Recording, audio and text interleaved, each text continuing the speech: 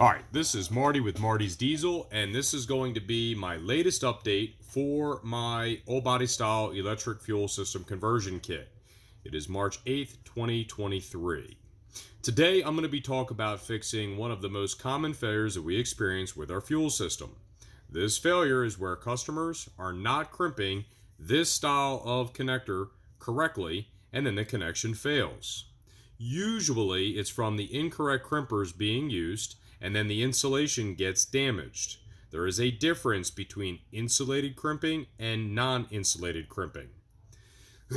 In an effort to eliminate this installation error factor, here's what I'm going to do. Number one, I'm going to reduce the amount of connections from 5 to 4 by pre-installing both connections at the circuit breaker. This forces the customer or the installer to install the wires in the right location, not only from here to here, but also from here to the battery. Notice that this stud is a copper color. That's the one that goes to the battery.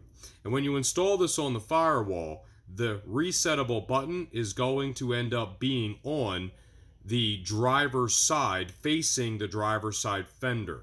So somebody that's diagnosing or working on this fuel system will be able to see this button and reset it very easily. Also, this right here should lower the chance of a poor connection by 20% because we're going from 5 connections down to 4.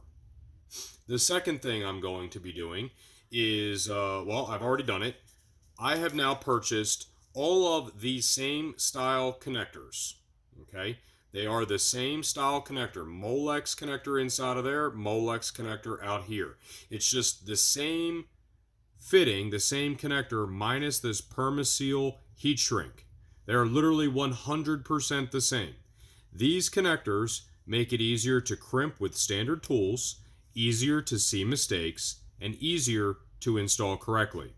Also, it allows the end user to heat shrink over top of the connection instead of crimping down through the heat shrink.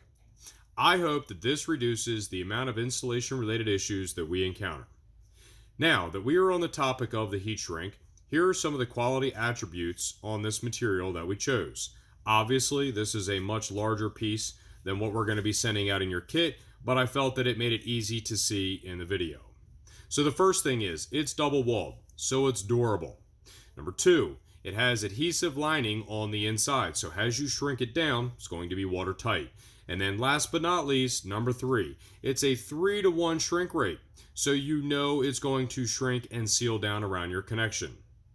I believe that all of these updates will improve the overall product that we offer to our customers and reduce the installation issues that people run into when installing our kits.